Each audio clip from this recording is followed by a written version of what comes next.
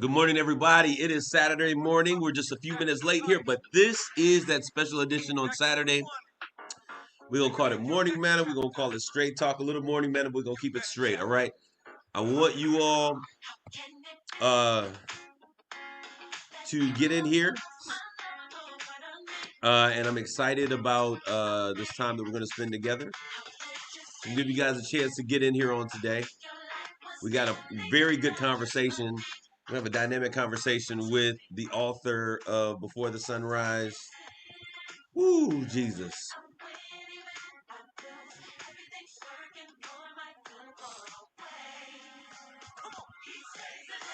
You guys are coming in. Good morning to you. Good morning, good morning, good morning. Great morning, Geraldine Bowen Walker. You guys are coming in. Let's get in here. We're about to have this conversation. Great morning. Please click the link above the post to allow StreamYard to see your to use your post so that I can see your beautiful face. Good morning, Ophelia Denise Clyde, Stacy Crosby. You guys are coming in this morning. Latavia Young, Ruth Rushlow Phelps. Everybody's here. I do have the Woman of the Hour in the background. Notice the book is here. I'm going to drop the link for those of you coming in. Dr. Laura Brown, come on. You guys are coming in here. Let's have this conversation. Give you guys a couple seconds to get on in here. Don't ever leave me to see like you. Great morning. Everybody's coming in, man. Woo! I need you all to get your daughters, your mothers, your sisters. Get in here into this conversation. Good morning, my brother. I'm not sure who this is. Annie Babers, great morning to you as well. Sheila Meredith, all of you that are out there, you guys are coming in. Y'all were waiting for this conversation, weren't you? Great morning, Elaine Greer. All of you that are out there, we're going to have a real conversation and true Pastor K fashion. Great morning, Sherry Smith. Man, I miss seeing you. God bless you. Althea Duchess Anderson, great morning. Hope it will be recorded. My break is over. Wow, yeah, I guess. Woo, this is so interesting. It will be recorded. You'll be able to come back and take a look at it. All of you guys that are coming in, so blessed to have you here with us on today. Facebook, great. Read the book. Great, then. I'm not sure who this is, so make sure you go back and allow StreamYard to use your comments because I want you guys to be able to have this conversation. Come on in. Come on in. Y'all get in here. Come on. Invite your family. I need the women to be in here. And then after reading this book, I need some of you brothers to be in here as well because there's a conversation to be had with everybody at this table. We're going to have some real talk on this morning. Y'all get in here.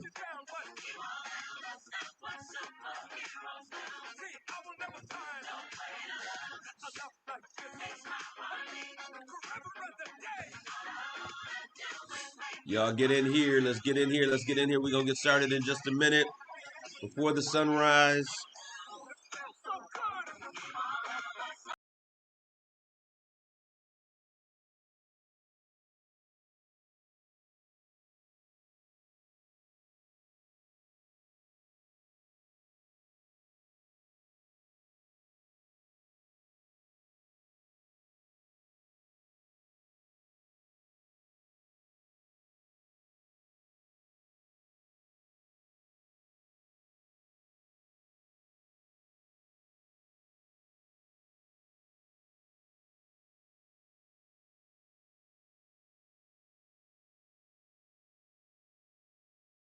It's going to be an interesting moment, a bitter-sweet moment as um, this is an interesting conversation. And it's new content for me as well.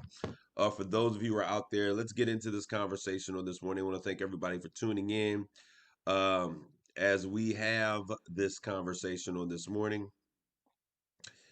Um, and it's an interesting conversation. So I'll say that.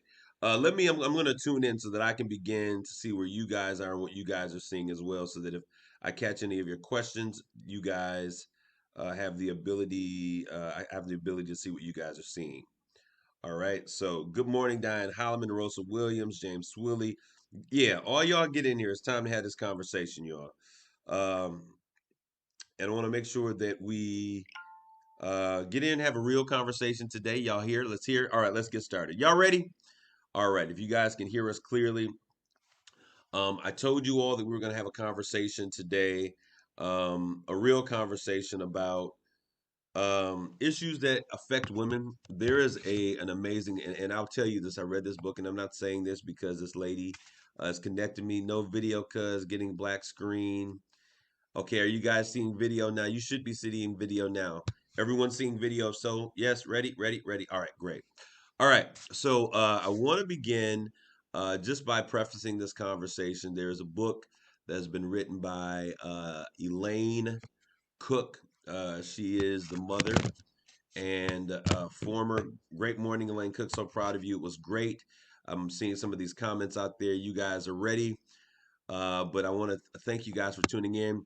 Uh, NBA, a mother of NBA a former NBA standout, Jason Richardson. She's written a book. She happens to also be. You keep going in and out of volume. Are you guys having? I don't understand what you're saying. I keep going in and out of volume. Are you guys having issues with my volume? Are we good? If we're good, let me see those thumbs up. If we're good, all right. I want to make sure that we're good. So we're good. All right, cool. All right, so I want to. I'm going to bring her in. She's a mother of NBA former NBA standout Jason Richardson. She happens to be. All right, good. You guys are saying no. I asked you a question. Am I going? Okay, good. All right, I'm not having any issues. We are good. Let's get into this conversation. And there are so many of you guys out there, Arshan, Baldwin, and we're gonna have this conversation. This is Honey. God bless you, Honey. This is a very important conversation, and the reason I thought to do it in this manner, we were in the Bible, and those of you who are part, we know that we're studying the Bible from Genesis to Revelation. And there are many parts of the Bible that are kind of tricky. Very interesting conversations. We got to a particular part where, there were some things going on, men being raped, women being raped, and just all of these different things. And this book came in the mail because I had ordered it online. When I read it, it was the realness of this content that caught my attention. But it was also something that was dealing with the issues. You go back and you read the book of Genesis, when they raped one of David's daughter, Tamar, that the brothers was like, we ain't having that. And they went in and they killed everything and spoiled that village because that was the level of protection. And then God blessed uh, Jacob's children because they had defended the honor of their sister. And so when we look at certain things, we want to think that God is always going, you're going to prayer and moan, but let's get into this conversation. I'm going to bring to the screen with me today the author of this amazing book, and she's already laughing. How are you doing this morning, all the way in Good AZ? morning. Good morning. I'm blessed. All right, so today we are going to have this conversation, and I'm just going to make us a little bit bigger. We're going to have this conversation this morning on Before the Sunrise. But before we get to that, Elaine, there are a lot of people out there, oops, who may Good not morning, know everyone. what's that? I was just telling everyone good morning. Yeah, so there are a lot of people out there who may not know who you are and what you do and all those things. Why don't you just, for the Straight Talk viewers are out there, just give them a quick overview of who you are, of who you are. Okay, just a quick overview. My name is Elaine Richardson Cook. I'm the proud mother of six biological children. I was blessed with two extra. So I'm the mother, I just say I'm the mother of uh, eight children. Um, I've been married before, been divorced, was married again for 15 years, had a beautiful marriage. I was single for maybe nine years. But anyways, to move forward, I'm of course, I wrote my book that I'm very proud of, Before the Sunrise. Also, I'm a online boutique. I do a Facebook online boutique, Ageless Dow Boutique, as y'all can see. Got the blinging She going is on. she is a fashion diva. Woo, woo, All woo, right, woo, so woo, so woo. Elaine, I want this book is so important, I think, for a variety of reasons. and I'll say this as a author myself, I was quite impressed with you being the mother of an NBA athlete like Jason Richardson, and you have six kids, six plus two, 8 kids out there, bonus kids, um, that you are a parent to, and you did a great job of raising your children equally. Thank you. But what was interesting is that you have spent a great deal, 17, 18 years of your life Yes. um, in front of the camera, so to speak. You didn't want to be in front of the camera. It was so interesting to see the times when we would have Elaine, you gotta come out and speak to the people. You didn't want to be in front of people. No. But you were put in the position because your son is now back-to-back slam dunk champion. He is getting all of these accolades, doing great things, getting, first from Saginaw, get this big contract, doing so many things, which catapulted you on a platform that I don't think people understand. That Right. everywhere he went, they wanted to hear your story. Right. Okay. Before we get into the details of the book, I want to ask the question: how could you? Because when you got to read this, how did you get so bold enough to include some of the details in this book, having such a platform where so many people would hear the intimate details of your life? That's the exact reason. Because I grew up very shy and very, don't get in my business, don't get in my space. That's the type of person I was. And because I had a platform, I wanted to be transparent because I want people to understand it doesn't matter who you are. Abuse, it can happen anywhere. Mental illness can happen. It doesn't matter what your status is. And because I had this platform where people only knew me as Jason Richardson's mother, and I would often tell them I was Elaine Cook before I became Jason Richardson's mother. So identify me as Elaine Cook. That's another reason why I held on to the name Cook, because when they heard Richardson, boom, you know. So that's the main reason, because I do have a platform. And people only assumed, that's it. People only assume um, she's sedity, she's this, she's that. Well, you And were a little bit bougie, I must say that. You're a little well, I was bougie. bougie when I didn't have nothing but a nickel and a dime. So what can I say? Okay, but Elaine, this is the thing. So I want to get into you came and to explain the dynamics, and so that people that are on the line will also understand. You are my aunt, you're my mother, and your mother are sisters. Those who know the family can see the family genetics at full play and full display here. Yes, Grew up. You were what number were you in the lineage of the 10? I'm in the middle, that middle child, number 5. Number 5, the middle child. Yes. Now, as we begin to look at this, and I want to say this because people need to understand this. What did you do for a profession? Because I think that is the thing that is really interesting. And I want people to know that because this really can happen to anyone. What did you do for a living After I went to school, after so school? yeah, I became a counselor for social worker, counselor for abused women and children, So you were family. a counselor Yeah, for abused for women, for families. family, an advocate for families. Yes. So you have heard many stories of abuse. Oh, Uh, yeah. you had basically awakened women to some of the issues and signs of abuse. Absolutely. Okay, as you begin to look, this is hindsight. Hindsight is 2020. How do you reconcile that? Look, understanding what you did and where you were and where you've come out of. What would you share about your personal experience as being one who should have known and seen the signs and Mhm. actually finding yourself in these particular situations? I've asked myself that question many times because I could recognize abuse like that. I can recognize when a woman has been abused or when she's dealing with an abuser. I can recognize a person who's abusive because of their characteristics. I could see all that. I study that. But when abuse knocked on my door, it was a totally different subject. I mean, yeah, I tried to go back and remember some of the things, but it's not like that. Book knowledge is okay for the paperwork, for the government, but when it comes down to seriously being in that situation, um, everything else went out the door. All right. Well, we're going to get into some of the details of this book, and I want you guys to know, first of all, this is not a staged No, situation. As a matter of fact, I was live on Morning Man and she came in and I just received the book, and the content we were talking about fit this discussion. yes, And not only that, but I need them to understand that this is the first time that you and I have discussed anything about the book.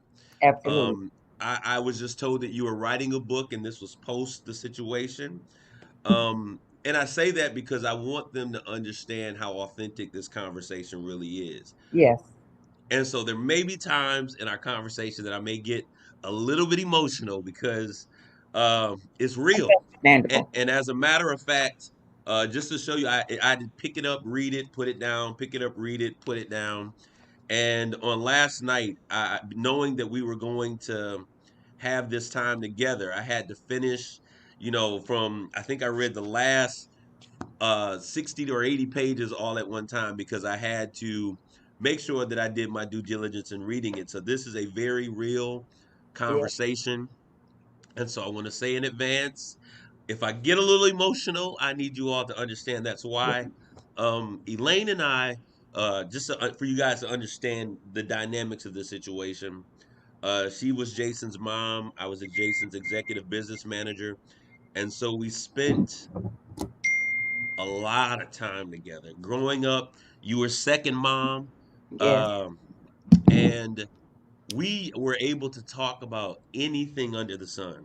absolutely. And we've had all kinds of conversations. And I'm Yes, trying to pull it together right now, but this is a real situation. And so when I read this book, it's not just a woman. This is, my mom going through this. So you're going to get some of the real response that your sons are probably feeling if they ever pick up and they get the courage to read this book. And I want to encourage all of you all to read this. yes, Before the sunrise, you were married twice. Mr. Cook was the man. I'm trying to make sure that I stay true to your names. Your first husband, which you had your six children by. yes, Um, that particular relationship, and it was interesting because you included that. yes, What people don't understand is that we come from a very tight knit family. All right. very. Mhm. And so what you do unto one, you do unto others. So I understand the need for secrecy. Mhm. But people don't understand that you are interesting. You started off talking about, and you brought the world to something that I don't think people knew about your abuse as a young child. Yes. You describe it as being uh, molested or abused while sitting on the lap of a pastor or something of that nature. Well, explain to me what exactly happened because this is something I didn't know. Okay, no, I've never shared it only with one person, my best friend Val Revere. He's the only one that knew. But back in the day, we used to have what they call district meetings. And this is when all the churches come together and we have this big musical. And at the time, it was at Harris Temple Church of God in Christ, and the church was jam packed. My sisters who sung in the choir had just came back to get their seats at Harris Temple. And I was sitting on the seat, I was asleep, and I was picked up by a pastor's son, his teenage son. He was about 17, I would say, at the time. And he picked me up and sat me on his lap, something that my father had taught his daughters: don't ever sit on a boy's lap. And that's where the abuse took place. And I kept this inside of me for so many years. And what I want to go back and say, I was a very sickly child. I had meningitis. So it was nothing for me to just break out and cry. They thought I was immediately getting sick or something. And so when I opened my eyes up and I looked up and I seen this abuser, that's what he was, you know, having his way with my body, my young, innocent body. um, all I could do was cry. And my sisters were only a seat ahead of me, and I can look over and see my dad not that far away from me in the pulpit. And what came to So my this happened in the church. yes, Wow. yes. Wow. And immediately I started crying, of course, and my sisters told me to come sit with them, and I couldn't stop crying. I just kept crying, crying. And instead of somebody taking the time out, and I probably wouldn't have said nothing, I don't know, and said, "Baby, what's wrong?" They immediately start calling me the crybaby. I got the Wow. nickname the crybaby. And so that's where the abuse took place. Now, growing up, you were always considered, and I saw my mom on here said you were always really quiet. Not anymore. Was there Hey, was this the reason for, did it cause you to withdraw? Was this the reason why you were so quiet? I remember stories that would say family or people would come over and you would always go and hide. Is it what? How did that make you respond in terms of who you were as a young girl? well, I felt like it was my fault, first of all. And I wanted to know, why did he do this to me? I couldn't understand that. I was a young kid. I couldn't talk to anyone about this because, first of all, we were at church where, hey, I'm supposed to be protected, right? And this is the way we were raised. And so I know if I had said something to my dad, yeah, my dad believed in speaking in tongues and hallelujah and all that, but he would have probably turned the church out. And so growing up, it caused me to withdraw from people. Like when people came around, I would just go in my bedroom. I became very shy. Um, Growing up as a teenager, even as a teenager, sometimes you want to be around your friends and you act out, and that's the reason why the acting out was happening. Even though my parents didn't know I was acting out, I was acting out. I'm gonna be real. I mean, let's keep it real. Mom and dad, I love you, but I did. And so even coming up to the point where I didn't put this in the book, but you become confused. Am I supposed to like men or am I supposed to like women? Because this happened to me at such an early age. And so through dating, my first husband, it was a pack. you know, it's a shame to say, but it's real. Going through that, one thing, and this is a character trait of yours, we would always laugh growing up as a family because you were very quiet, and then when you got to a particular point or trigger, you would respond in a way that we was like, what is, easily we could sit there and we'd be talking, all of a sudden a Yeah. bottle go flying past our head because you would just meet that point, or a phone, anything. It was just crazy. Like you would, quick Yeah. draw McGraw. Does this explain as to why you would have those trigger points Yeah. when you? I Okay. didn't understand it. It takes, well, even now, but it took a lot, and you guys knew, to really, really, really make me mad. But when I got to that boiling point, there was no turning back. I mean, we laughed today that my second oldest nephew got a flat head because I threw a phone and hit him in the back of the head. You know, Okay. yes, So this is interesting, but I think I wasn't I was surprised that you had included in the story, because this Before the Sunrise is really just the tip of the iceberg, but there are probably four books in this book. One of the books being a married woman, I think it's 34 years old, yes. the oldest child being 9, a set of twins that are 1 years old, 6 kids from 9 to a set of twins that were 1. Actually, at You're this time, it was 7. Well, go ahead. I'm talking about your first marriage. Oh, okay, go So ahead. Yes. you find out that your husband is now sleeping and having an affair with, what was it, your 17-year-old babysitter. Yes.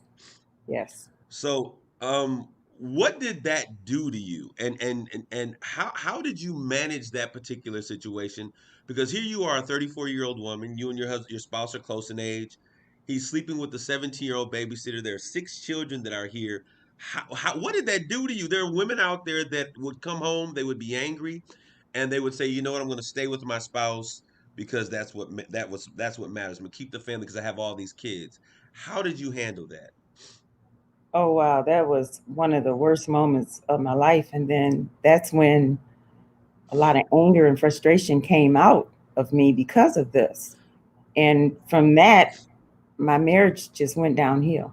You know, I stuck around. Well, we stayed together for a little while, but there was no more trust.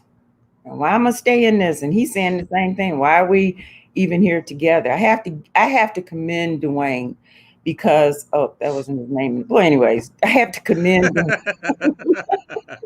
I have to commend Oops, yeah, oops. Go ooh, ahead. there it is. Everybody knows who your husband was, and God rest his soul, wherever he Yeah. may be. And Yeah. we became best friends.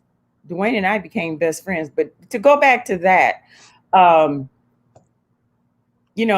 we married, and a lot of people don't know this, but we married under a pact. We had an agreement.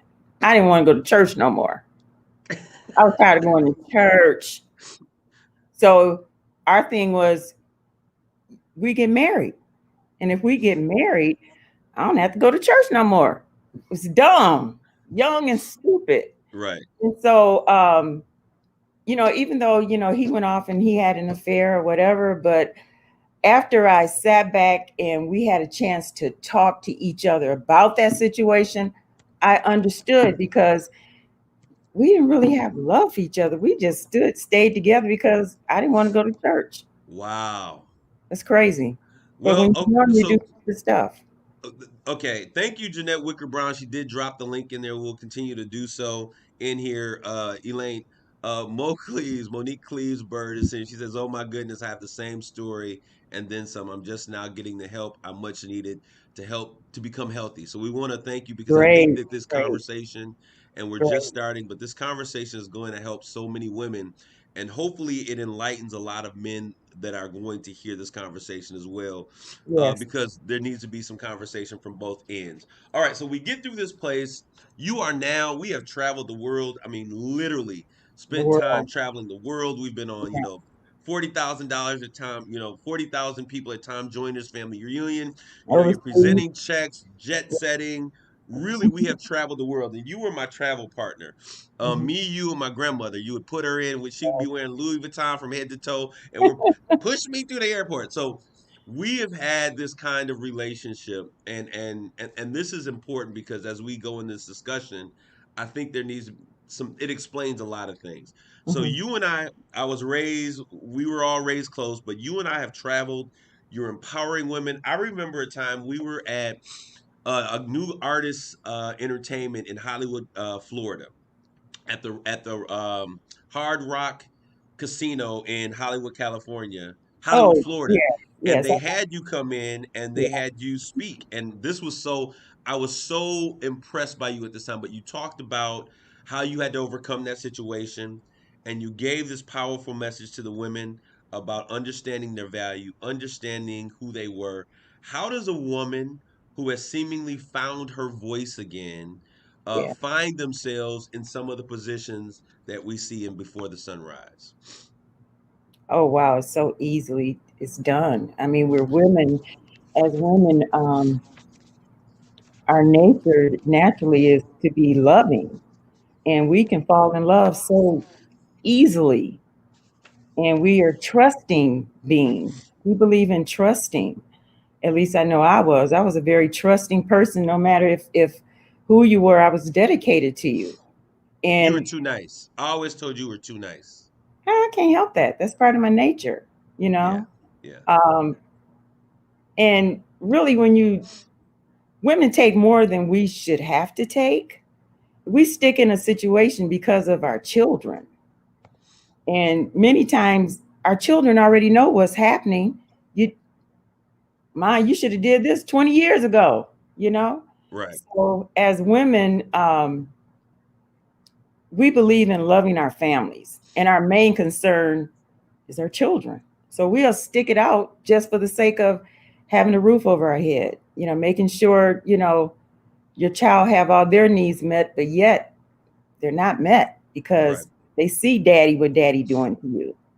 So yeah. All right. Let's get to this book. All right. Uh-oh.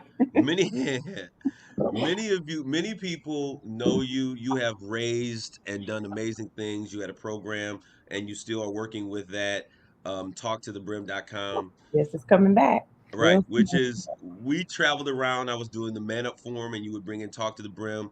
I mean, even to the point that did a 5 city tour Yes. from LA to Washington D.C., Yes. culminating with the Shears, Bishop Sheard, Mhm. Karen Clark, the Congressional Black Caucus partnership with President Obama's White House. You are empowering women, so Yes. you have now become this woman that is a spokesperson for women, a woman who speaks against abuse, understanding your children. There were some other issues that had arisen with your daughters that you were encouraging them to be strong women. And then out of nowhere, serving in ministry, a giver in ministry, a lover of God. I just kind of thought I was going to have my auntie forever. And then all of a sudden comes My my children and Boaz, grandchildren thought the same thing. They my didn't think I was Boaz, my king. And I want to right. just read a little bit of this. Um, I want to just read a little bit of this. And Jamila Khalid, she says, Elaine, we put our hurt on the back burner to keep our children from being hurt, not realizing the healthiest thing for a child is their mother is made whole. Very good point. I want to read this. It says December Can 31st, I interject 2000. for a minute? Would you let them know some of them are going along in the book, what page you're on? Yes, I'm in chapter 1 for those of you who are going along in the book. I'm just going to read this. And those of you who don't have the book, we dropped the link. Janelle Wicker, I think you're out there. Thank you, Smith. Janelle. Jeanette Wicker Brown, I'm sorry. Jeanette. Jeanette Thank Wicker you. Brown, drop the link again. For those of you who are following, I'm in chapter 1. We are chapter 1, page 1. Okay, page 5. Okay, It fine. says, My Boaz, my king. And I want to read this because um, anyways, December 31st, 2016 was one of the happiest days of my life. I got married to a man I knew was my king, Milton Johnson. And I'm going to try not to say his name. I'm praying. But I want you to know that your first husband, when he left you, this is how our family operates. And I told you this years later. I never got a chance to get him. There was plots. We were gonna get this man, and I heard my uncles one time talking. They were planning to get him. They didn't get him, but I saw him Oh, parked one day, oh and Jesus. and Oh, nobody was around, and I slashed every tire and broke the. I'm saying this is. I wasn't a pastor then, but right. this was how we rolled as a family. Yeah. And Right. so if I had seen him, I'd have got him too, but I didn't. Oh, thank you, But I Jesus. got his car. So my boy is my king. The love I had for him and how I envisioned our life together was nothing short of poetic. My vision was almost like the movie Titanic. I fantasized that our lives would be full of adventures and romance. After all, I was 61 and he was 67. Who wouldn't want to find true love in this stage of life? I was marrying the man I believe God had given me. Yes. Okay, explain to me how did you meet this Boaz? Where did he come from, and what made you think that he was your Boaz? Well, first of all, we grew up in the same neighborhood. He was older than I was. So, we grew up in the same neighborhood. So I knew of him as he went away, as we did our own thing, whatever. But uh, when he joined our ministry, I had no interest in him. I had known that he was known to be a womanizer, meaning that he had plenty women.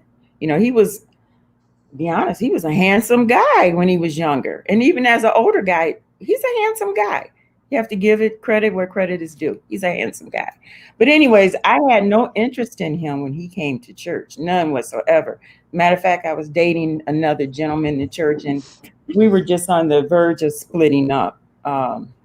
I was. He probably didn't know it, but I was. I'm keeping it And real. that's no shade. But I'm we've had this. honest. I'm sorry. Some people no, because some people can be great people. They're just not great for you. And he was a great person. He just wasn't great for you. But go ahead. No, And I and love him. And I love him right now. yeah, and we're really good friends, and that's Absolutely. what counts. But anyways, I ain't paying no attention to him. Actually, I looked at him as Jerry's friend because I believe him and Jerry.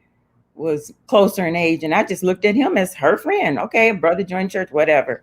And I'm just going about my business, and time went on, and I think you were speaking in Flint, Yeah. and he came up and he said, "Let me walk you ladies out to the car." And I said, "Okay, fine." Brother walking the sisters out to the car with, and he did. He opened the doors for everybody.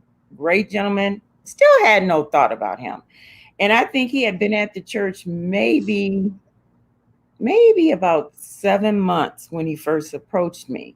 No, before he approached me, one day I looked over at him, and he was just praising God. He was just really into the service. He was crying, and he just seemed like he was really giving his heart out to God. God, he was crying out to God. As a matter of fact, he became a deacon in the church. I mean, he act like a normal, person. You But know, this conversation, Elaine, and I want to make sure people understand this. This conversation is really challenging us to take a look at mental health. And yes. in the Black community for so long, we would pray over situations. And, someone once said to me that there is a thin line between a God complex and a mental health complex. Hmm. And in many times entering in the circle, you'll find these individuals with Jesus complexes. They'll be in the church because they get fixated on certain things. So for Hmm. him to come in and I didn't know who the man was initially, and everybody like, you know the man, and I was younger, but Hmm. he came in, and I'll say this as a man of character Hmm. in the respect of his love for God. Um, I didn't know much about his reputation. He's much older than I am. He Hmm. did all of the right things. He approached Yep. his relationship with God the right way. So it was easy to understand how you could easily think that this guy is on the right path. Absolutely. And not only that, I mean, when he approached me, asked me to go out to dinner with him, and when we went out to dinner, I mean, he opened the doors. I mean, pulled the chair out. He was a perfect gentleman. And so, when we became a couple, I guess you could say, when we became a couple, yes, I trust him, because you have to remember, I was raised in the church, and I was raised up under, you don't play with God. If you're serious about your relationship with God, you do that. And because that's the way I live my life. I don't play with God. I don't play with church. So in my mind, I thought he was on the up and up. I thought he was for real. For those of you women who are out there, she just said something that's really powerful. Um, she was raised in the church, and many of us have a background that we were raised in the church, and so we have given a green light pass that if you come from the church that you're okay.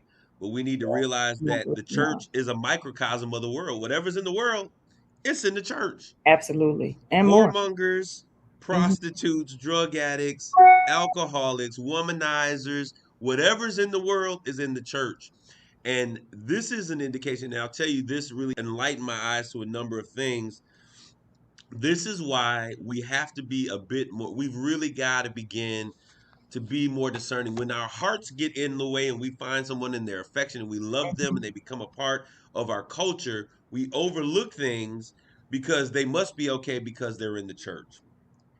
But you were molested as a young child in the church, literally in the church. Yeah, And we need to understand there's a difference between being in the church and being in God. And absolutely. and a lot of times you grew up as a pastor's child, you were thought to bring the best. We've got to teach our daughters to stop giving the benefit of the doubt and It's true. be very discriminating from the very beginning. Andrea, yeah, that's how they get you. Been there, done that. I completely understand.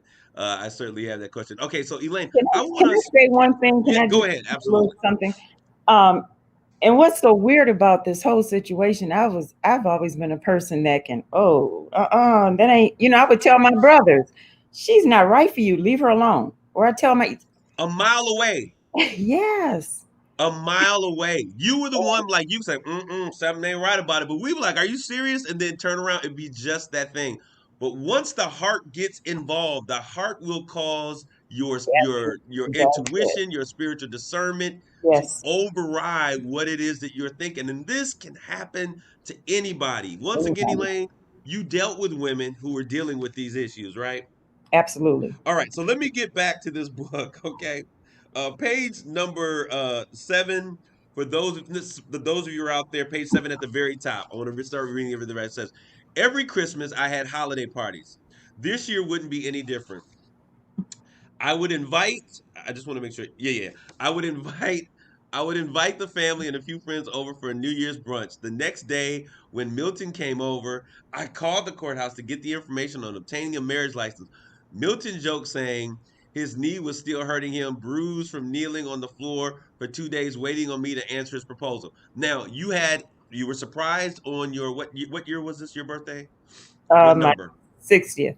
Your 60th birthday, you come out looking like a princess and you're dancing, you do your two steps because you had done classes. You Yeah. turn around and Milton is on one knee. Describe after so many years of being by yourself and getting to a place of being content and finding a man who is catering to all of your dreams and wooing your children and doing all the right things. What did you think when you saw this man on one knee after you tried to run through the glass to get away from this whole thing? Because she absolutely hates surprises. You you Yeah. saw him on one knee. Yes. What were you thinking? Oh my God. Really?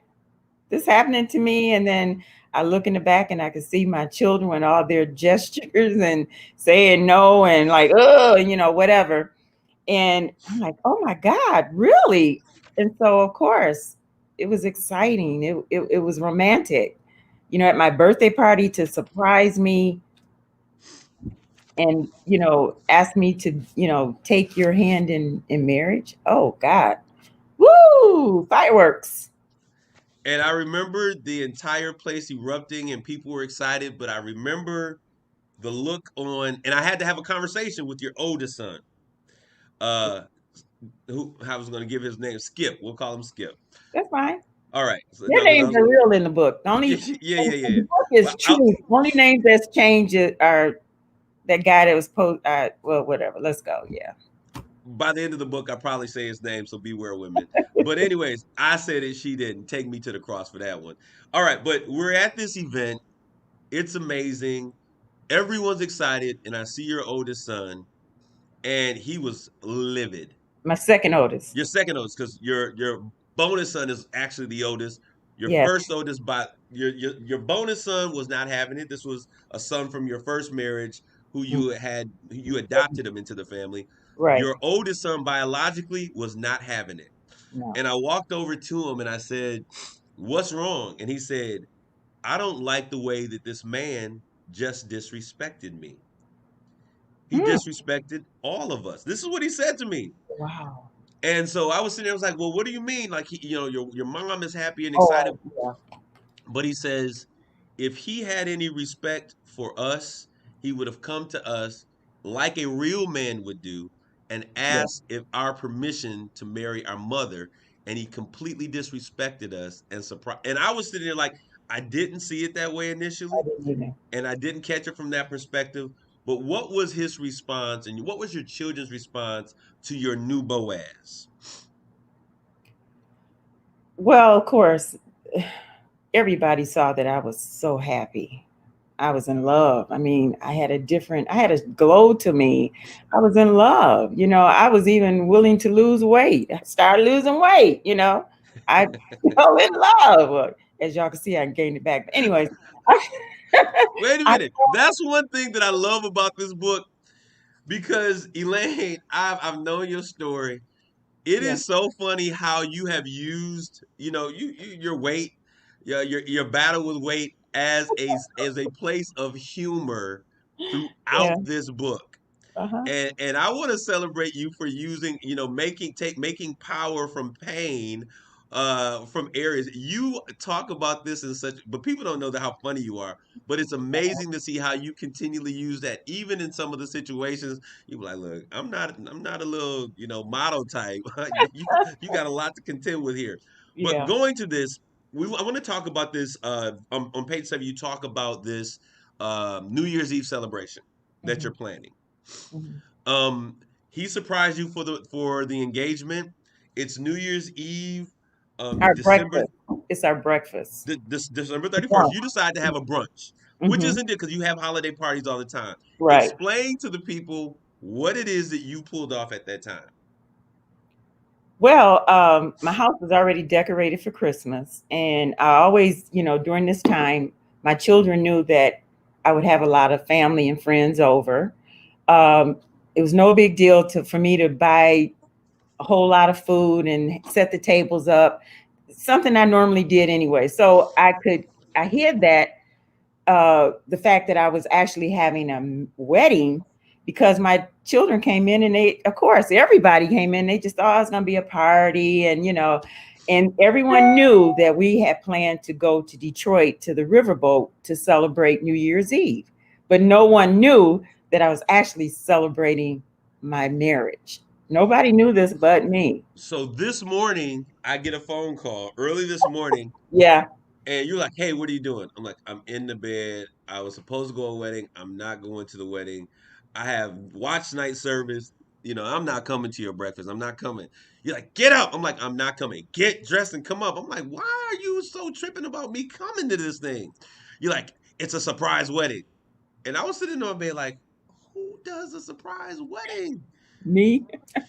So we get to this. Nobody knows what's going on, I think, except for Bridget, your niece Bridget, because she Yeah. was helping you pull some things off because she was going to not be there, right? Right. She wasn't going to attend because she had planned to go somewhere else. So I had to let her in on my secret. I said, Bridget, I do need your help.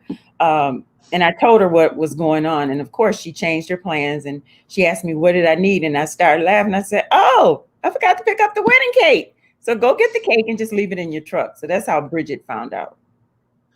Right. So we get to this, and you announce you get everyone on this beautiful banister, which is decorated. You are a Christmas decoration fiend, so it's decorated to the hilt. And you called all of the family who was preparing to eat in this moment to the Right. bottom of your winding staircase, Right. and you announced, and I remember this like yesterday. I wanted to welcome you all to my surprise wedding, Yeah. and Yeah. everybody was live. And I think you see me at the top of the step, like, we are. This is real. We are really having a wedding. All right. Okay, I want to get through that because you went because I ain't gonna lie, we were all wondering like, how's he going out of town and she a woman of God and he's a good deacon but because you were raised a particular way, Right. you wanted to honor your relationship with God is what I'm beginning to understand. And so Hmm. you said if I'm going to stay in a hotel with a man, I'm not going to defile myself or my reputation in Hmm. that process. Is that how that came about?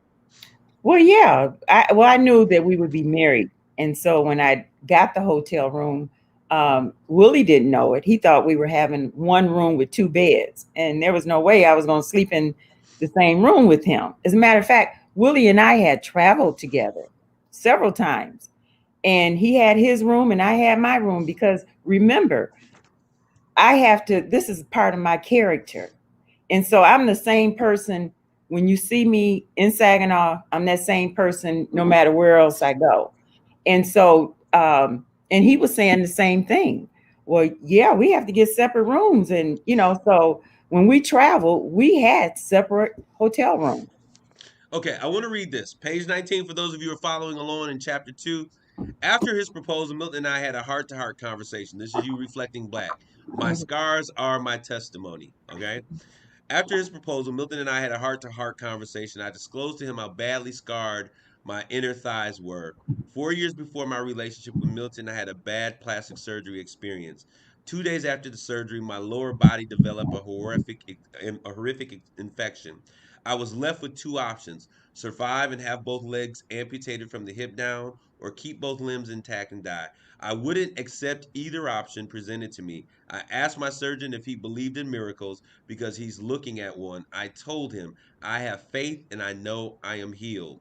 The doctor gave me a strange look because he could see my flesh had fallen from my bones. My legs reminded me of someone being attacked by an ocean of piranhas. You write this in here, and you're writing this because you are now newly married, and for the first time, he is going to see your testimony, which you refer to as your scars as your testimony. Hmm. Um, as we began, as we begin, I don't know if I'm talking to something, not hearing what I'm saying, but I'm looking at some of these posts.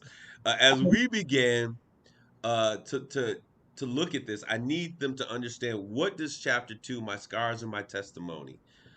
Share with them this testimony because this is another situation that Yeah, we see God is God's so hand in your good. life. Yeah. Well, first of all, like I've said before, that I'm a very private person. So I figured I could go into, I had lost quite a bit of weight, and I had hanging skin on my thighs, my inner thighs. So I figured I could go, I already paid for it, and I could go to the hospital, have my time set up to have the surgery, and I didn't have to tell nobody. Well, I had to tell two of my daughters because they wouldn't do it. They said I had to have somebody there with me during the surgery and after the surgery, make sure to take me home. And so anyways, when I had this surgery, it was only supposed to take like 4.5 hours, I believe it was, and I was back there maybe 12. And my daughter Tiffany, who works in the nursing field, she understood some of the things they were saying. And so when she heard, code, I can't remember exactly what code it was. She said, "Oh," she went up to the nurse and asked him, she said, "Is that my mom?" And of course, they didn't have no answers. But what happened, make a long story short, I had surgery on both of my thighs to remove this extra skin. The doctor jacked me up. He left me basically for dead. My metabolism table had dropped to nothing. Oh my God, I was like a frozen person. He cut me every way but loose. I mean, trying to suck out the fat, and I was left with on one leg alone with over, I think they said over 300 stitches, and on the other leg, but he shouldn't have put staples, I'm sorry, in my leg because that didn't do nothing but tear. And so I ended up with a very bad infection from my waist down. And the infectious disease doctor said, he was like, oh my God, who did this to you? It was horrible. But I anyway. I remember that day, Elaine, after the surgery. Hmm. Um, because I was the hospital guy. I was the one Right, because of my background who went to the right, hospital with everybody, no matter what was going on. right. And I remember coming in and you feeling some kind of way about this is after they got you to a room, you not wanting people to see what was going on.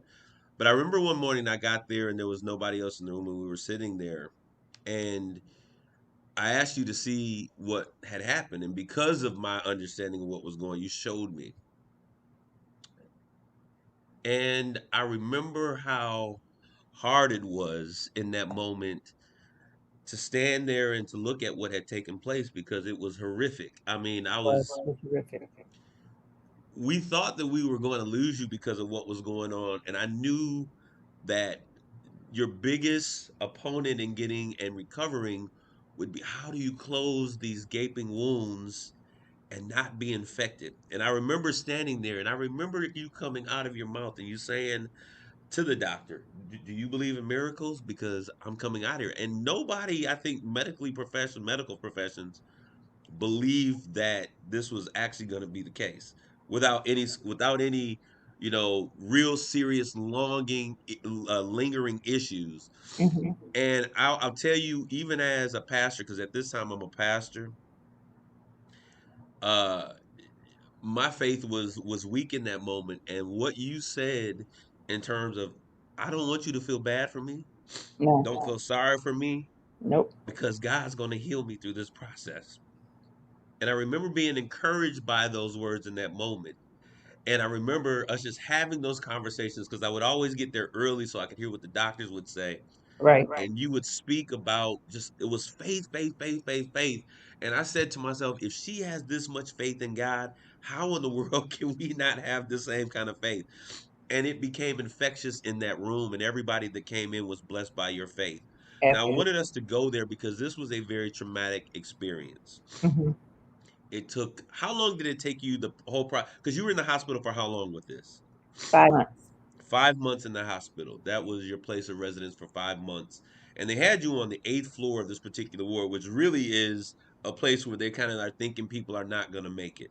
Right. You Yeah. get out of the hospital, you Hmm. recover, you're doing better, you meet this Boaz. It is now your wedding night, and you have to reveal to him. You had talked about it, but he had never seen it. No. The story about your Santa Claus negligee or whatever it was. Ah, No, yes. because I think this is so funny. Your daughter's like, you need some lingerie, some lingerie. And you Yes. was like, this Santa Claus outfit is going to work today. You being in that bathroom hoping, and you were telling a story how, "Hey, let me have a couple glasses of wine, maybe he'll get drunk and pass out," because you were struggling with this idea of showing, revealing this intimate part of yourself. How did you deal with that? What was going through your mind?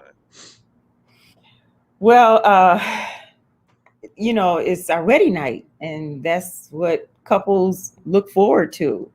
But I stayed in the shower as long as I could, and I wasn't ready to reveal my body. But if I had to, I had to. That's all part of it. Even though he had told me, hey, we'll wait until you're ready. And so when I came out and I thought he was asleep, he wasn't asleep. I thought he was drunk because he had drank so much. But in my head, is this man alcoholic? He drinking all this stuff and he's still moving. I don't know nothing about drinking because I don't drink. And so, anyways, back at the hotel room, when I got in bed, I tiptoed. I got in bed. He woke up and he just said, hey, I understand, and we'll be okay until you're ready to show me. So this is the thing that really drew me even closer to him, because he did little things to make me trust him and believe that he was serious. But what I had to remember, what I should have remembered, and I didn't realize at the time, well, he had nothing in his name. So of course he was going to be the great husband, the loving man. So He he had was nothing in his considerate of the fact it doesn't matter what these scars are like, and you took some time in your book. You talk about how, if we can, this is an adult conversation, name. Okay. the consummation of your marital relationship Okay. and how long it took. Oh, wow. If I'm not mistaken, I think it was like 5 months after we got married. So And it here was, you are married to your Boaz, mhm. And but that's it's been another reason why I could trust him so. And my heart went out to him because even during this period, I got sick. When we first got married, I think it was like a couple weeks later, I got sick. I got sick to the point that, I went septic. I was going septic. And he was right there by my side, helping me, making sure I had my medication, wouldn't leave my bedside. I mean, it was easy for me to give this man my heart, to fall in love with him, because he was, I mean, he was loving to my children, to my grandchildren, to my family. So, yeah, during this time of my marriage, I could fall in love with him because, he was doing all the right thing. okay. I wanna move forward. Now you guys are married. You decide, hey, the doctors are saying there's a need for, because of your health conditions, dry heat is good. Hmm. You guys make a plan to move to a warmer climate, Arizona. Yes. You get there, and I was surprised that you included the details of what Okay. you were willing to sow into his life. Yeah. Yeah. Um, being broke, busted, and disgusted, this Yeah. guy, Hmm. living in the basement at his mama's house. I don't know about all that. Well, anyways, I'm just, oh, maybe it's just in my I mind. know it. Yeah, he had his Truth, own place. facts, He had his facts, own place. facts. Anyways, um, understanding that this, I mean, this was a real come up situation for him. Absolutely. There was some hesitance, I'm sure, but you loved him. Your love was weighing over, and I remember one conversation. We were saying, "Listen, I'm, Von Seal's daughter. I ain't completely crazy, That's but right. love has a way of changing some things, right?" Hmm. Um, you talk about the purchase of your house and how you did those things. And I want people to read the book because some of the things you did to minister to his lack of confidence as a man. Share some Hmm. of those things, including like you would go out and you got tired of being the check signer because he didn't Yeah. have nothing. Let's be clear. This Joker, Wilton, whatever it is, had absolutely nothing when he met you Absolutely. but That's bad true. credit and debt.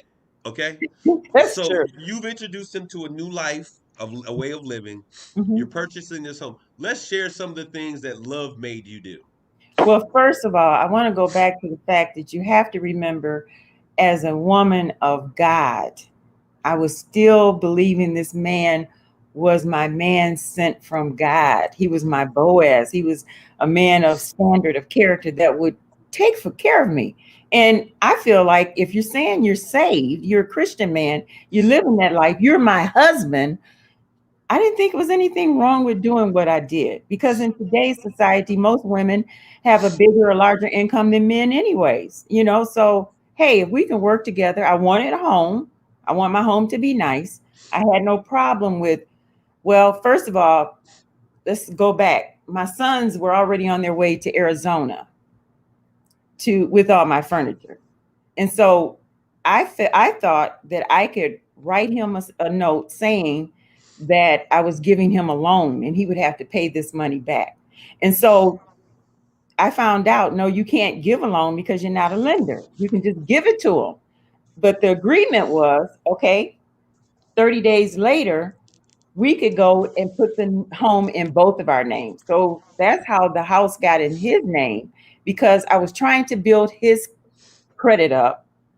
He had taken out a loan and I put the rest of the money on the house, because you got to remember, I'm thinking this is a long-term marriage. I didn't know this man was scamming me. I didn't realize that. I didn't know he was playing church. I didn't know any of this. I didn't know he had mental illness. And so, yes, I did a lot of things because I did it from my heart. Things that But I've but told my but children this not is to do. but this is what people don't realize about you, Elaine. They'll read this book, they're like, "You're crazy. Yeah, she Of is course, crazy. they'll Ain't no say way I'd that. ever do this now." But what they Some don't people have done realize, worse than what I've done. So you said what? some people have done worse than what I've done. So I don't feel Yeah, bad about it. but I'm but this transparent. but this is what I want to say. What Yeah. people don't realize is there's a lot of people that are watching this feed that you have done things for Yeah. that you've never paid back or asked people to do things. Hmm.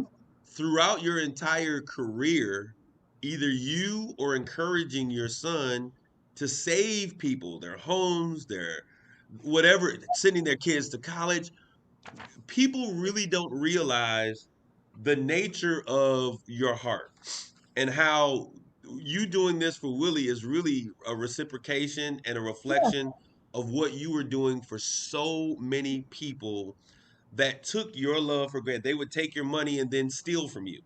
They Yeah. would steal from you, then come back to your home. They would just do these crazy things, That's true. but this was the type of person that you were. This was your heart. That's And my when you loved hard. And we Mhm. would see it, and I would always say, Elaine, you are too nice. I just wanted to pull out, the knife and cut the cord, but you Yeah. were like, we can't. They have they have a soul, and this is who you are. And the fact of Absolutely. the matter is we cannot change how we are genetically made up. No. We only have to be able to use those as moving forward. So now you're in this home. When do you begin to see the changes?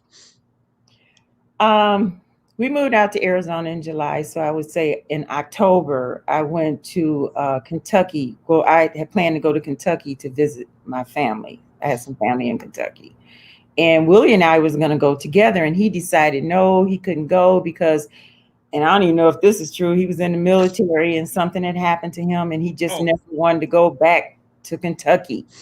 And so, we had done a lot of renovation on the home. We were working hard, and I just thought, hey, let's take 4 or 5 days and let's just go. And he said, well, you go ahead on.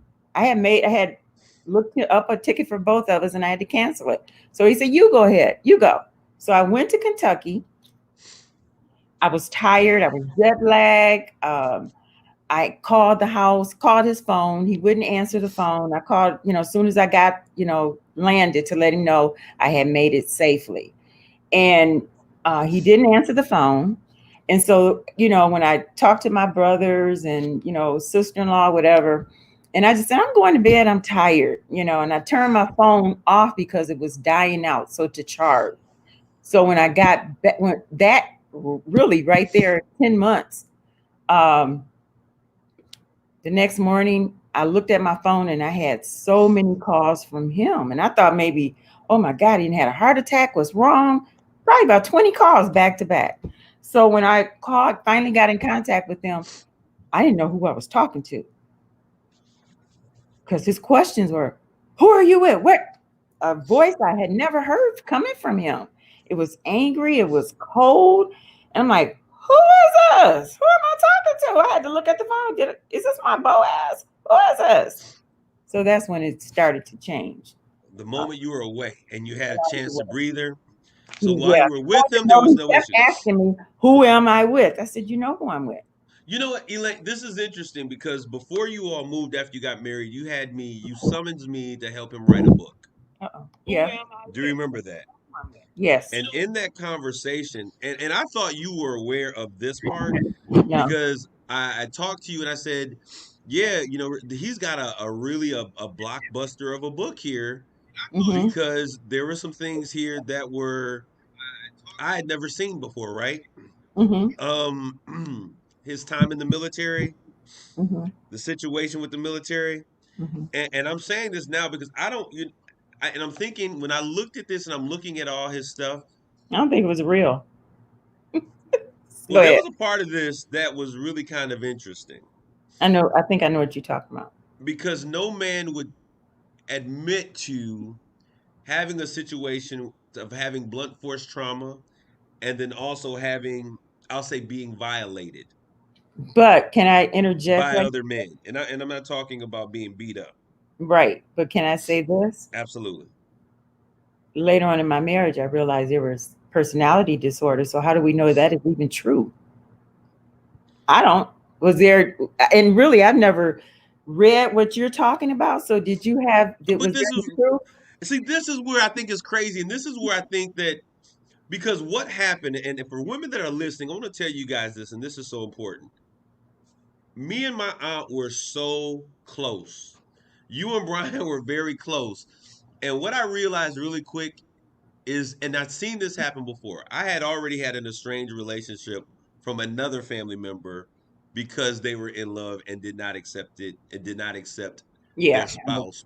There were Yeah. issues there. Mm-hmm. And so I'm like treading lightly here. I'm like, this is crazy. But I remembered calling you. This is before you all moved to Arizona. Mm-hmm. Calling you every single time I would call you, this man would answer your phone. Mm.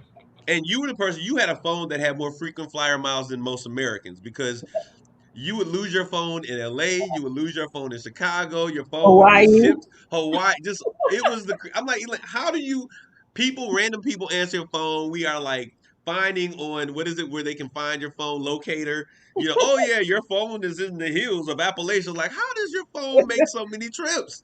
Right. But every time we would call, and I'm saying this to women because this was something that was concerning to me.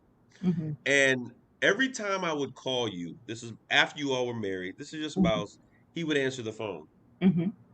over. I mean, I would call you, and I remember saying something to my mom, like, every time I call, and I said something to you, like, why is he always, he was just, we didn't notice that that was a sign, or go ahead. But you have to remember who you were dealing with. I don't like the phone. The Right. phone will be right next to me and ring, and I won't answer it. You know. Right. So, No, they're going to read this book, and then I'm being very careful, but because this book, what we're talking about is oh, only skimming the he's just surface. he's just hitting the tip of it. This is you really have to read this book. So as we got through this, we see this now, Elaine. I thought the title. I kept saying, "What is this? Before the sunrise and before the sunrise? Is it?"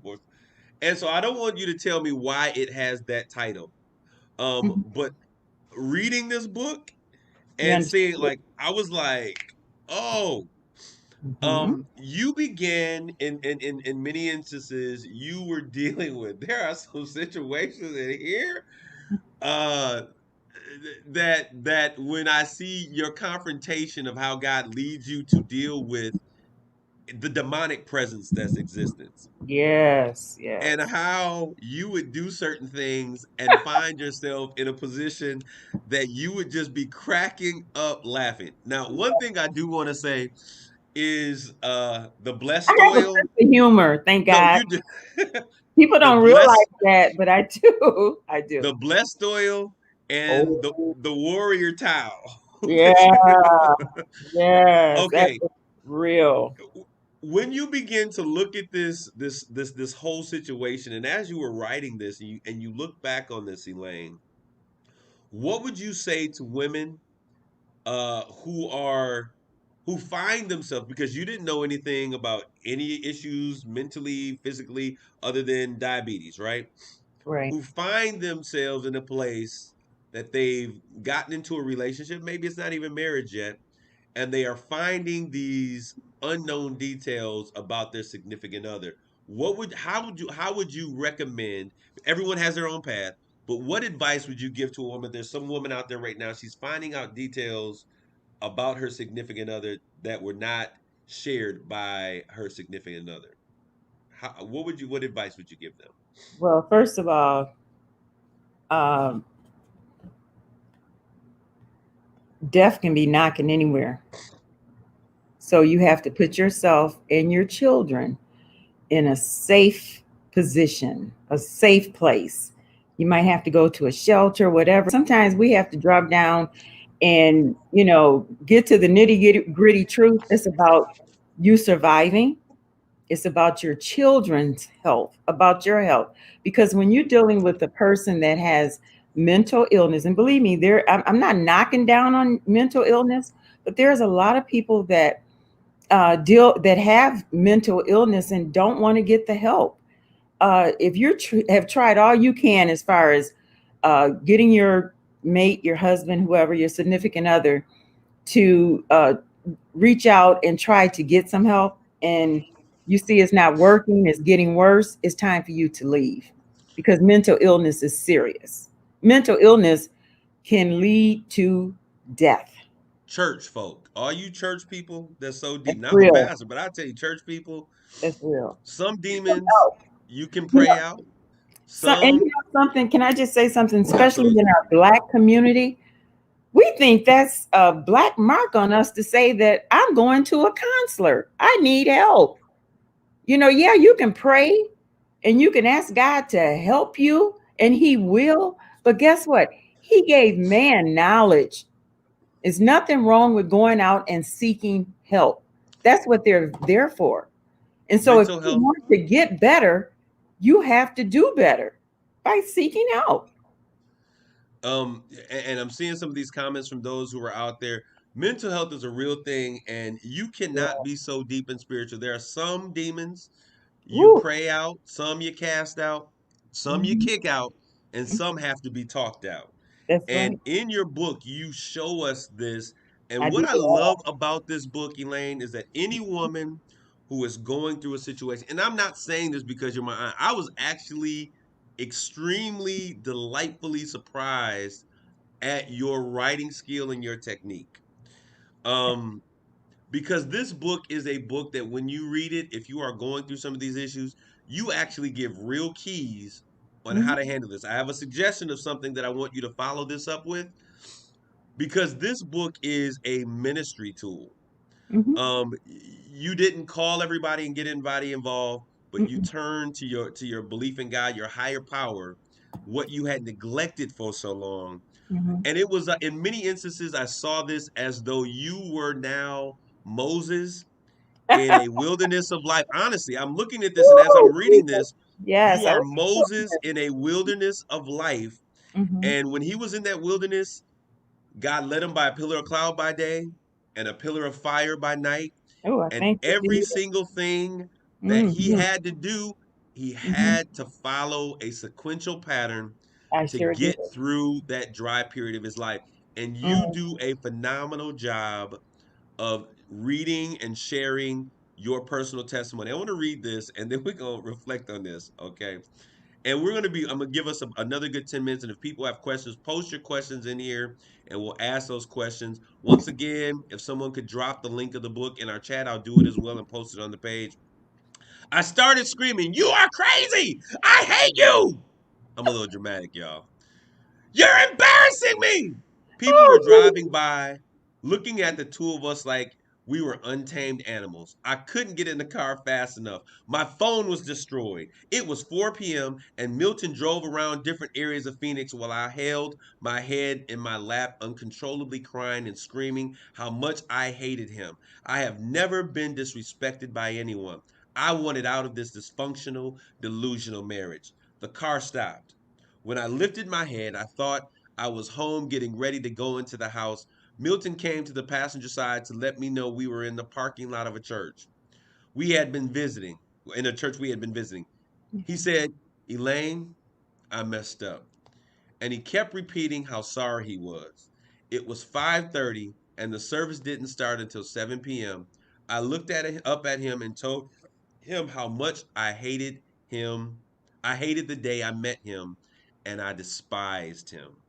mhm, Throughout this book, thank you very again, Jeanette Wicker Brown. There's a term that people refer to, and you use the term uh, NPD, narcissistic personality disorder. mhm. You now understand clinically that you're dealing with someone who has NPD, narcissistic personality disorder, who's only concerned about how they feel. So when you get into the details and the stories that happen here, I got really angry. I'm sure you did. That's why I I didn't got call on y'all. I was so mad. Oh, I'm sure you were. But I this believe. particular situation, he keeps bringing you back to church, and I want you guys to understand this. Those who are listening, and I'm gonna bring you into this because we're getting ready to help somebody. Mhm. Oftentimes, we will think that because a man comes to church, that Mhm. he's going, that God is in his heart, that he wants to do the right thing, that he's getting ready to change. It's going to be better because we're going to put God in the situation. But even Satan was able to come into presence of Yes. God. If you go and you read the story of Job, Mhm. Absolutely. throughout this book, we see a return of him to church, to a pastor, to prayer, to even one point wanting to cast the devils out of you because there's something wrong. Okay. Yes. Which I Yes. was like, this Negro got to be crazy. But Yes. what we have to Still. realize in this particular situation, and I want to say this because I saw this happening in your situation in reading this book. There were times when the disciples and even Jesus would walk, and those who were being tormented by demonic spirits Yes. would follow them. Right. Now, you would think that if there's a demonic fit, they want to be as far away from God. So we assume that when a demonic spirit comes towards Christ or comes toward the church or comes towards prayer, that, oh, they're okay, there's hope. But the reality of it is they recognize that the authority that is there and they have a desire. That person has a desire to be free. So they often find themselves going to where they can find the source of their freedom. But if they never submit fully their heart to God, then there's nothing that the other individual can do to bring wholeness into their life. How Absolutely. are you dealing with this dichotomy of Miss Dr. Jekyll and Mr. Hyde? Your Prince Charming, your Boaz, the man of your dreams, and your worst nightmare all living in the same bed. Well, he was no longer my Boaz at this point. I mean, let's just make that clear. He was no longer my Boaz. I seen him for what he was and who he was. But what I didn't understand was all these different personalities that was coming out of him. So I prayed a lot. I went in my secret closet many times and I just prayed to God to lead and guide me and help me get out of this mess because this is not a marriage, you know? And so I I still continue to be a wife, even through all this craziness. I bought him designer clothes, made sure he looked good when he went out because he was still representing me. And so I got caught up into that, but this man was not my Boaz. But I felt like as long as I'm in the same household with him, he's yet my husband until I made that move to leave. I want to ask you this question, Elaine, because you're talking about all the things that you were doing.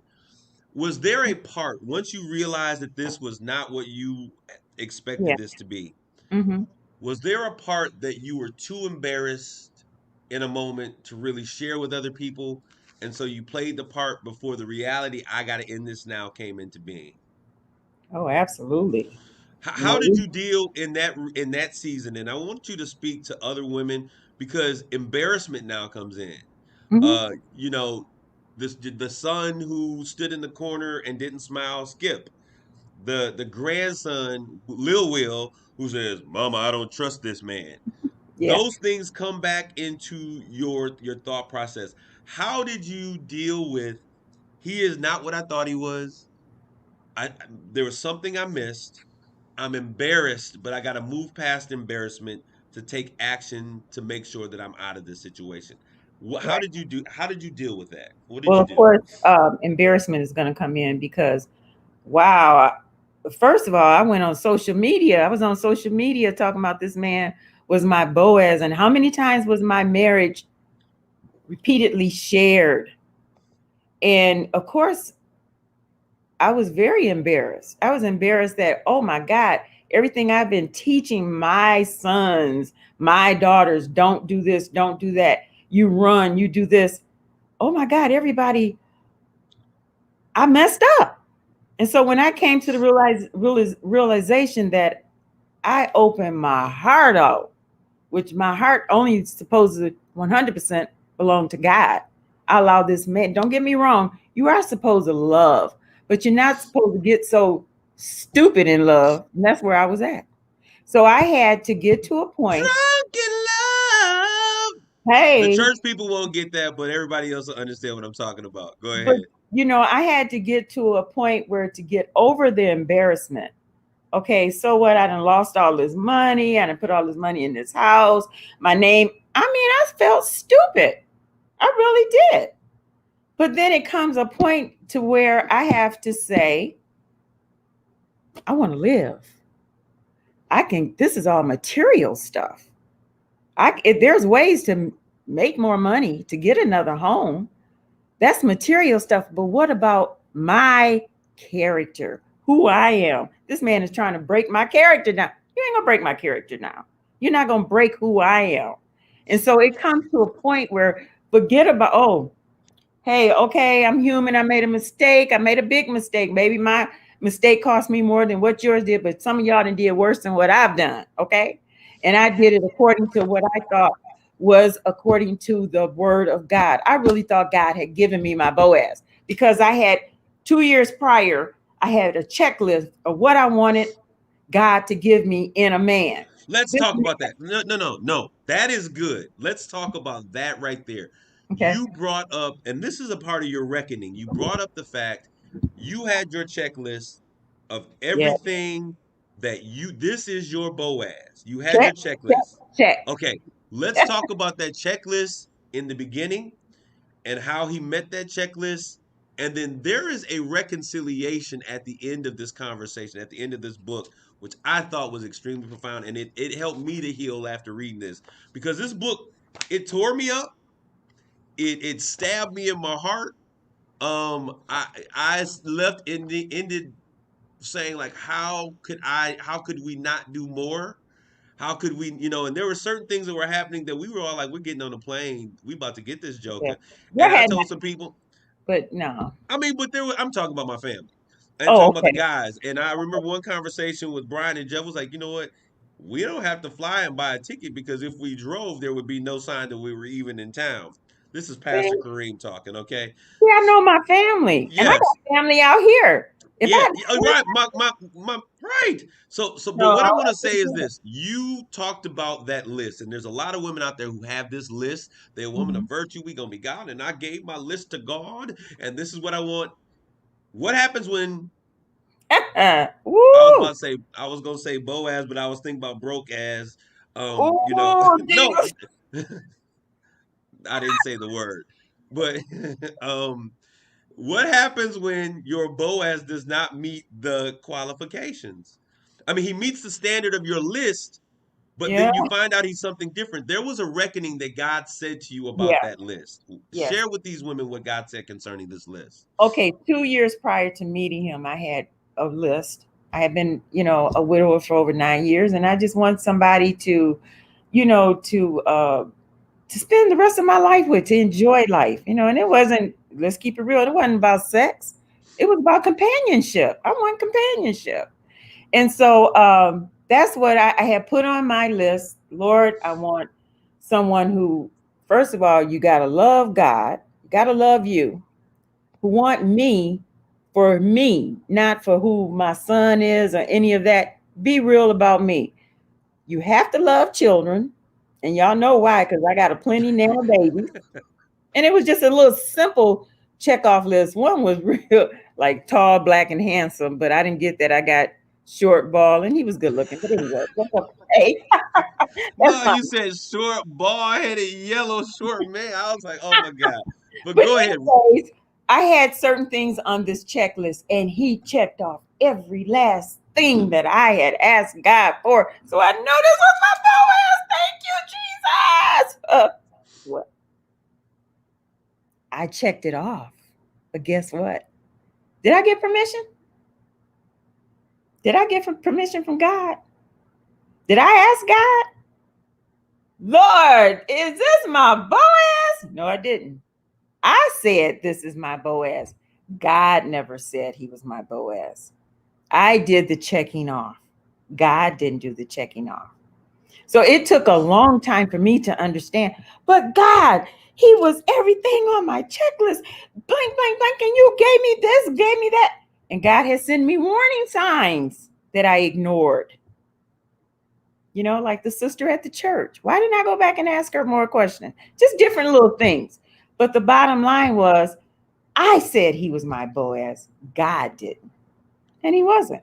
So, what would you say to any woman that's out there that has this list? And we Um, do. and honestly, you sisters, Nothing y'all are wrong with ride or it. die. You have Nothing this wrong with list. You've done everything right. it. You want to be married, and a man approaches you. What would you say to your younger self or to another young lady that's out there that is waiting for the right man to come, hoping for the right man to come? Uh, how should they play when they think that they have found this Boaz? What Well, advice would you nothing give them? wrong with having writing a letter to God and asking God what you want. If this is what you want, is companionship. Is nothing wrong with that. That's fine. That's dandy. But make sure you put on there, do you have mental illness? No, I'm not saying, but go back. But you nothing wrong with checking off the checklist, but do some research on that person. Begin to talk to other people. Is he really like this genuine? And see, is he ABCD to several people, not just people in your circle, but people you might feel like he has dealt with in the past? Because see, this is one thing that happened to me. I knew he had people in his past that he dealt with, and I assumed they would come and tell me. But maybe I should have went and asked. I guess they said if she want to know, she'll ask. So find out a little more about that person. Don't just take the surface of he's a church man, he's a praiser. No, because guess what? That's where they go, is to the church to get the woman, to look for somebody good. They don't want somebody out hanging out at the bar. They want somebody that's going to be a wholesome woman. So So someone's one of our viewers said, you learned in this lesson that the devil can read.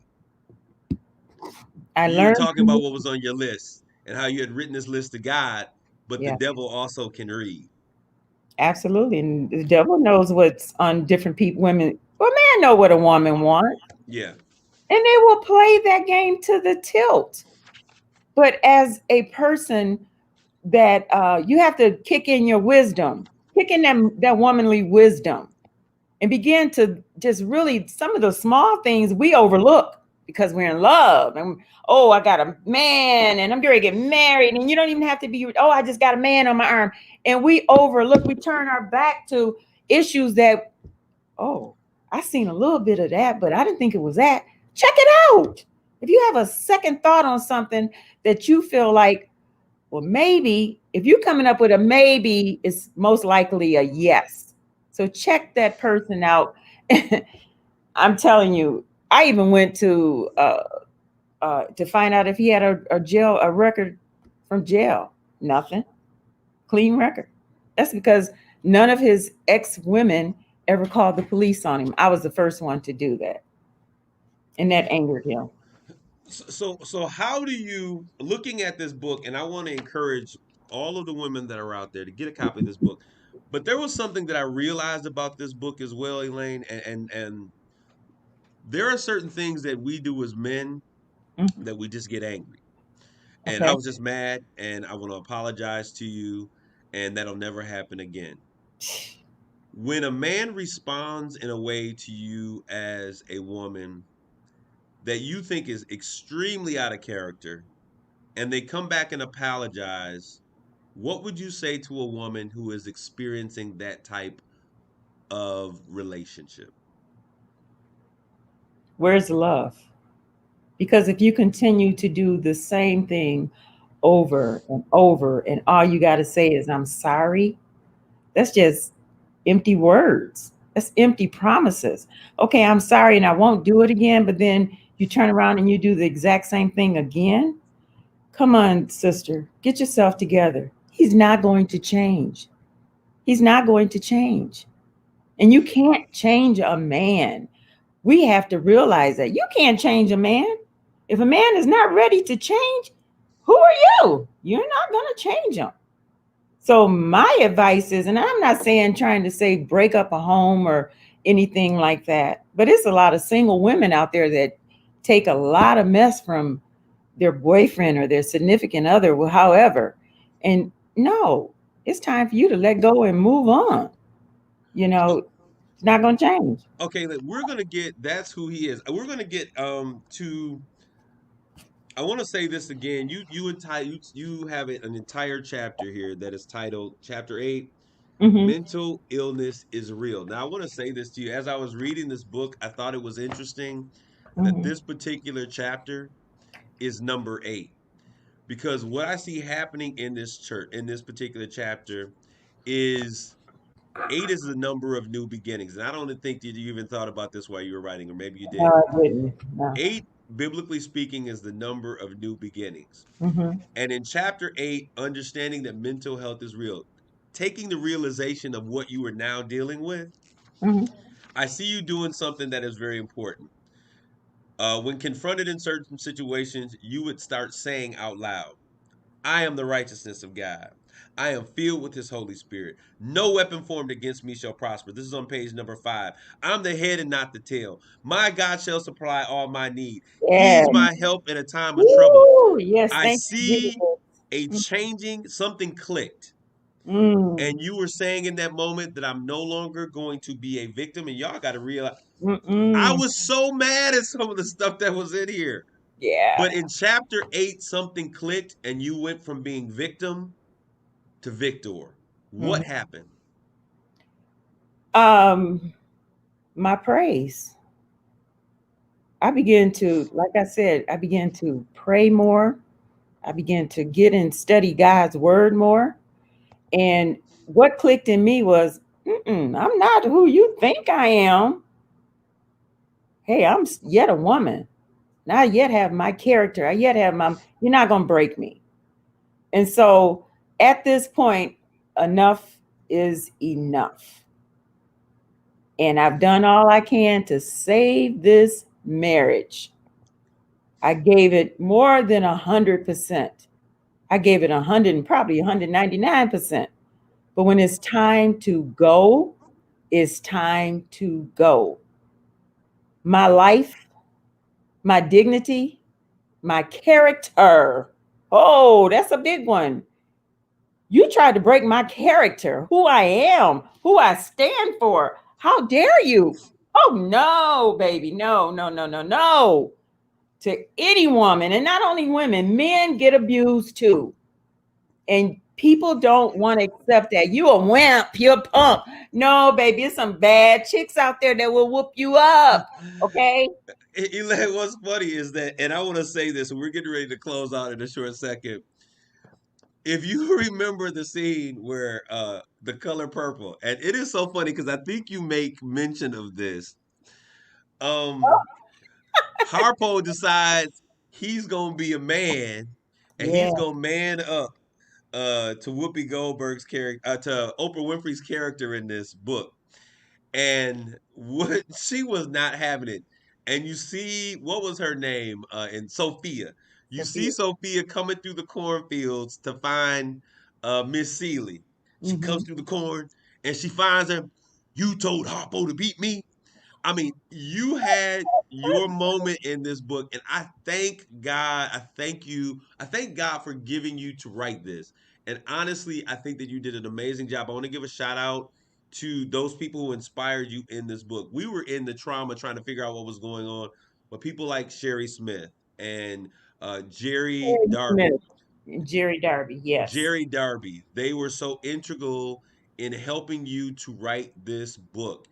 You are I'm going to tell you, it had the right balance of humor. I saw that moment happen, and I saw you kind of like in come in the hallway and have your you told Harpo to beat me, and you were not having it, and you portray I could see this thing happening out in Oh, such a Jesus. way that I could see it happening.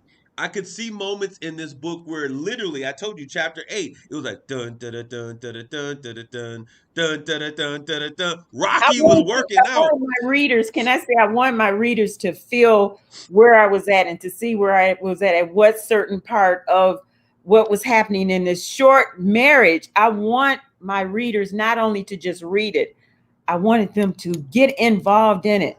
And that.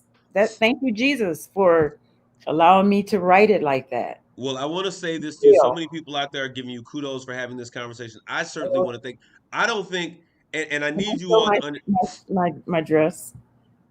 what Can does y'all your see dress say? that? It says, walk by faith. Walk by faith. Walk by faith. Yeah, you Um, look jazzy.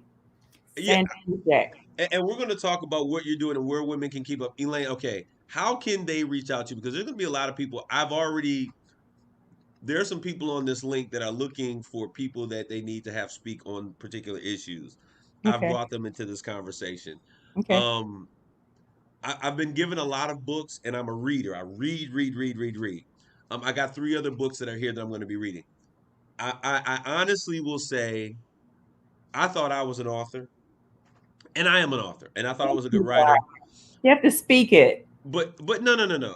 And I am a writer, and I've Yes, you written are. 3 books. Yes. But Very I good must book. say that I was really blown away at how you put this particular work together. Thank you. Those of you who follow me on Morning Manna, those of you who follow me on Straight Talk, those of you know where I have and what I've done, this particular book, understanding what this title now means, Yes. is a God is good. phenomenal book. I don't think that this is only a portion of the volume because I told you got like 8 books in here. But I want to say to you, I want to say thank you first of all for being diligent to actually write this because I know that you suffer sometimes. It seems like from ADD with 90 things going on. But I thank you for Oh, buckling down God is good. Oh, and thank you. doing the work here because so many women are going to be blessed by this book. Women, if you're out there, I'm not just pushing this book because this is a family member. This is like my second mom, but I'm pushing this book because Can I in say this book, I something? found healing. Okay. And this is what I want women and men, not only women, but men and to take from the book. Don't feel sorry for me. Because some people will say, "Oh, I feel so." No, if you're reading this book and you felt sorry for me, that's what you got out of it. Go back and reread it because that's not what it's about. This is a book of healing. This is a book of faith. What made me mad is, ooh, this is what made me mad. I'm gonna tell you this. I'm gonna say this. What made me mad is that you could have. Cream this joker. I know. And if it had been me, I'm gonna tell you, God ain't. I'm not delivered to the degree you deliver from. I have forgiveness in my heart. I am I not. have to Ooh, forgive. I I realize forgive. where I have to go in my walk Yes, absolutely. because you could have destroyed him. Absolutely. Many times. You had all of. You had everything that was necessary to put him back in his mama's basement. No, put him behind bars for life. They don't play out here in Arizona. That too. But what I want to say to you is I want to thank you for being God's woman first. And many people won't ever understand it because we have this thing that, you're not going to do me this way and I'm going to get even. Mm-mm. But Yeah. God would not allow you to get even because I'm going to tell you this, Elaine, and I shared this with you before. You have millionaire status written all over you. And I see that the reason why God would not allow you to take extra jabs, to punch certain, even to say certain things that you have a right to say, Yeah. is because you reap what you sow. That's he's in God's hand. And through this entire book, we see the strength of your womanhood. Chapter 8 is a change. There is a woman of strength that emerges. You put that S on your chest and the cape on your back, the cape on your around your neck. And we're gonna talk about what else somebody tried to put around your neck, but they put the cape on your neck, and Jesus, you begin to. thank God, I'm delivered. You know what? I have no animosity or anger against this man because God delivered me. When you're delivered, you don't. I can look at him and say, "Hey, brother Willie, how you doing?" Praise the Lord, because you know what? I'm delivered from him. God delivered me. And the only way you can have peace, why would I allow him to win again? To keep holding on to that anger and hate. Honey, I want to live a life, a full life. I want to look good. I might have a couple extra pounds, but that's all right. I can get rid of that. I'm serious. And you know what? And I got some wrinkles. I might get some Botox. I'm just being transparent. But what I'm trying to say to men and women is you can't hold on to anger and hate because guess what? We wonder why women and men today have heart issues, just health issues because they never let go of Johnny 20 years ago.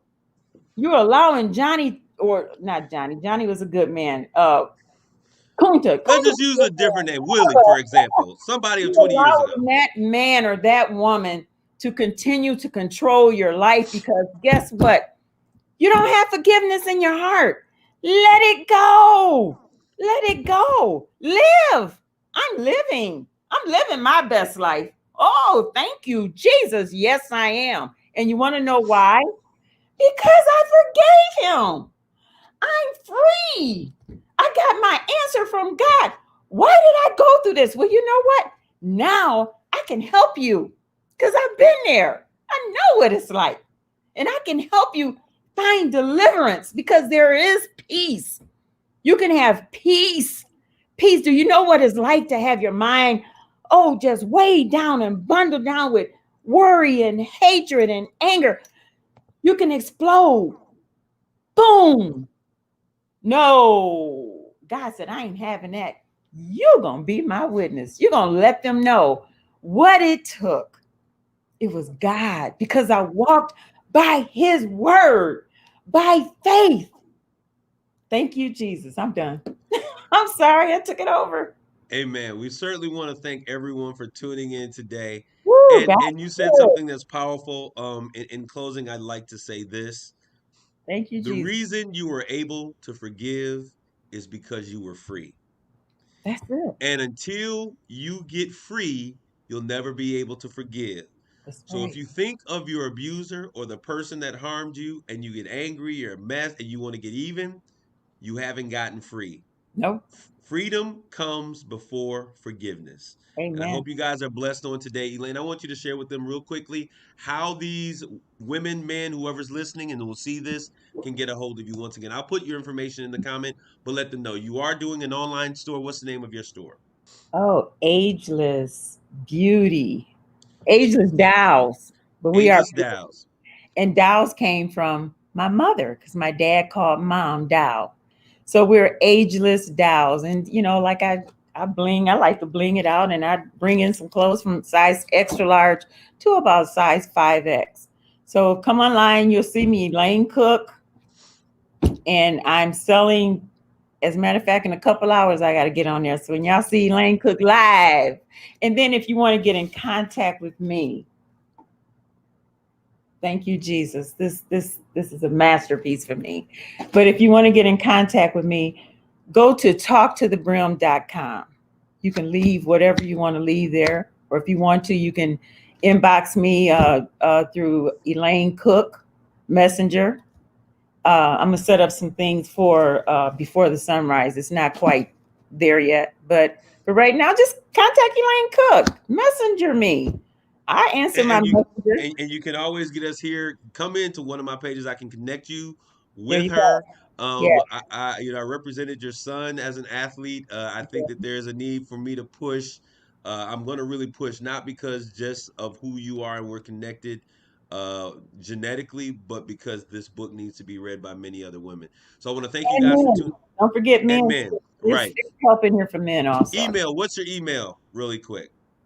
And I'll put all this out there. Oh God, I have to say this name, but so much of my business stuff was coming in on this, so I still have it. Beatrice Jones 559 at Gmail. Yep. Beatrice Jones 559 at Gmail. Yeah. We got That's, Jones. I don't know where that that's name the comes from. only thing that has Jones on it, and I had so much business stuff. I'm gonna get rid of Well, that. I'm just saying, your first name was Richardson, your first husband. Your second was Cook. Where does this Jones name come from? That's the delusion. You all take care. I love you I all, love you Elaine. all. Thank you for hanging in there with me. Please go and purchase the book. You won't regret it. God is good. As y'all can see, I'm healthy. Ooh, I'm real healthy, and I got my mind and I got my health. Thank you all. I love everyone. God God is bless you all. Take care. Grace all and right. peace.